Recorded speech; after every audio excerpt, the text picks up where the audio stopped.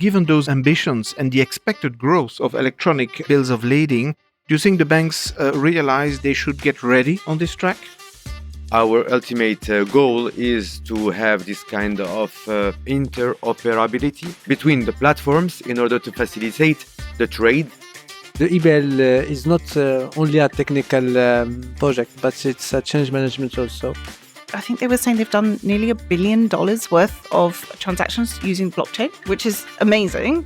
Hello, André Casterman, ITFA board member. Happy to be here with you. Hello, I'm Mohammed Kabbaj, Managing Director of MSC in Morocco, and I'm glad to be with you. Youssef Ahouzi, Director Manager of Portnet, the single windows for foreign trade here in Morocco. Happy to be with you today. Shona Tatchell, I'm the Director of the Trade Facilitation Programme at the EBRD and also equally delighted to be here. Welcome to Trade Finance Talks, your go-to trade, treasury and payments podcast, brought to you by TFG. My name is Tapesh Patel, editor at Trade Finance Global. Today we're in Casablanca, Morocco, at a conference on digitalisation and the digitalisation of trade, supported by the European Bank for Reconstruction and Development, EBRD, ICC Morocco, the ICC Digital Standards Initiative, and T3I Partner Network. I'm delighted that today we're having a takeover, and I'm going to hand over to André Casterman, Chair of the Fintech Committee at ITFA, to take over. André, over to you. Shona, let's start with you. You have been hosting this brilliant event today in Casablanca. Tell us about the adoption of the UN Citral Model Law, called MLETR, by the Moroccan market. It requires more work. How will the EBRD contribute to this piece of work? The EBRD plays an absolutely crucial role in supporting the adoption of MLETR in various markets, including Morocco. How we contribute to this process, firstly through technical assistance and advisory services. So we will conduct a framework assessment of the legal environment here in Morocco, together with partners such as T3I, to assess the existing framework and its suitability and compatibility with MLETR. Our legal team will help in, drafting legislation to help provide some guidelines to align the principles and the laws of MLETR. Capacity building and training is something that the EBRD conducts across our entire region, and this is certainly something that we will do here in Morocco. So we'll organize training sessions and workshops for legal professionals, policymakers, other stakeholders, so they can become familiar with MLETR and its implications, and engaging with stakeholders. So facilitating the dialogue and collaboration between government, private sector, the legal community, building consensus and support for the new framework. Speaking to regulatory bodies, providing guidance and resources, again, to help them in the implementation of MLETR, and then assisting in the development and deployment of the digital infrastructure that can support electronic transferable records is something else that we will be leaning in and helping with. And of course, my favorite is always pilot projects and case studies. So implementation of different pilots, so designing pilots, supporting pilots, working with all of the different providers, whether those happen to be carriers or trade windows or consultants or other providers of electronic documents, whether those happen to be EBLs or digital negotiable instruments. We would like to support the build out of all of that. And I think doing this through case studies and pilots and really demonstrating the benefits is going to be very, very powerful. The market will definitely benefit from this to accelerate the adoption of MLETR. Moving on to you, Mohammed, could you talk about MSC Morocco's role in international trade and how MSC is digitizing shipping bills of lading today? Andre, it's very simple. At a worldwide scale, MSC have been the first company to develop its EBL solution in April 2021. So today we are very glad to work with some platforms and partners such as WaveBL, and to utilize the DCSA standards. We are working and collaborating also with some other partners in order to offer our EBL through various platforms. Our ultimate goal is to have this kind of interoperability between the platforms in order to facilitate the trade and the commercial operations for our clients and all the parties. We are offering actually our EBL in 110 countries with the with DCSA standards. Our clients find it very practical and easy to use, and they appreciate the rapidity of the process and also the economies and the savings made or realized by utilizing EBL. So they also recognize that it's the future of the maritime industry and it's the last step toward a full digitalization of our sector. For MSC Morocco, just as an example, we can tell you that we are almost 100% digitalized since the request of quotes up to the delivery order and the payment of the invoice through the platform Portnet, which is a community, platform, which is easy in the operations in Morocco. And by the way, creating huge savings for the importers locally and for the country. Very impressive. On your side, Youssef, you presented the developments of Portnet, also quite impressive in terms of the uptake of digital solutions. Can you tell us more? Thank you very much. Portnet, since the initiation of this project in 2000 and the creation of this company in 2012, has played a crucial role as the single windows for foreign trade here in Morocco, facilitating international trade and logistics in ports, airports, for all the community of foreign trade here in Morocco. We have implemented the several digitalization projects to enhance efficiency and transparency in operation of trade for several parties. We have created a community here with all the parties that are involved in trade, from traders, importers, exporters, freight forwarders, custom brokers, shipping agents, and also all the administration as customs, Ministry of Foreign Trade, and all the governmental agencies that are involved in trade here in Morocco. With this project, we have reduced the costs for all the parties, from traders who can use this platform 24 hours a day and access all the services that are given by all the parties. This project lies a lot in the political will of all of our community. So it's a successful project because all the parties see in this project a value added for all the community and for the competitivity in international trade. Hey, enjoying this podcast? Hit that follow button for more. Done? Let's get back to it.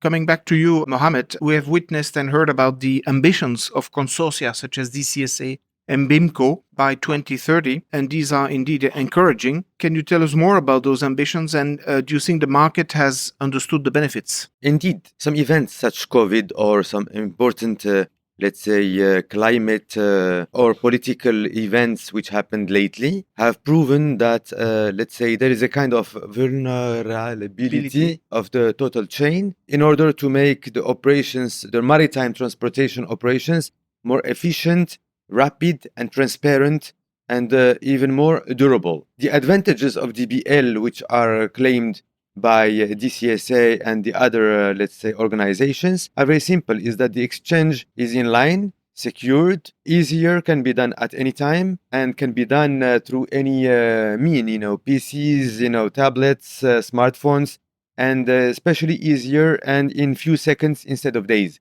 It's also very good for the environment, because it constitutes a huge saving in terms of trees, and paper, which is being today consumed with no reason, because we have today an alternative. So this is why they are concerned also with this environmental issue. Effectively, DSA, which is a neutral, organization, have created this will from the big companies, carriers, to engage in this process of digitalization of their of their BLs, with the ambition of reaching 100% in 2030. And they have signed an engagement in 2023 as a strong signal to show this ambition.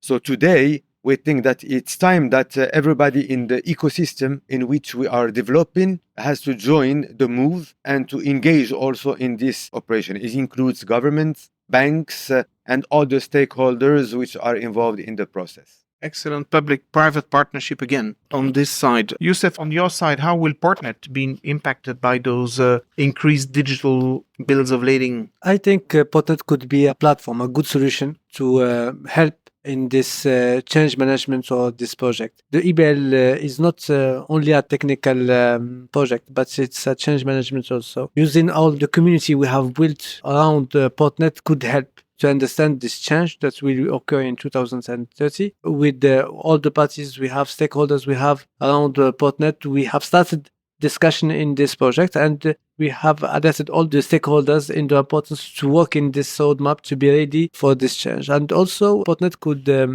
also help because we have already all the stakeholders of foreign trade are already connected to the platform. They are using it at daily basis to do all the formalities. So we can be like a hub or like something that can be used as for the interoperability with all the platforms that will be created to support the e-bill of lading. Excellent. And indeed, the complexity coming from the increased number of EBL platforms will need to be addressed by someone. And indeed, a single window platforms could take a major role in there. Or something like a platform who will work as an interoperability platform to be that any transaction that has been done in a platform could be managed by another platform. And addressing the interoperability conundrum. Shona, on your side, given those ambitions and the expected growth of electronic bills of lading, do you think the banks realize they should get ready on this track? Definitely the banks realize they should be ready. And actually, to be fair to the banks have been engaging in a lot of pilots and proofs of concept to test out digitalization. They're increasingly becoming aware of the benefits. From a process efficiency perspective, I think the banks absolutely understand,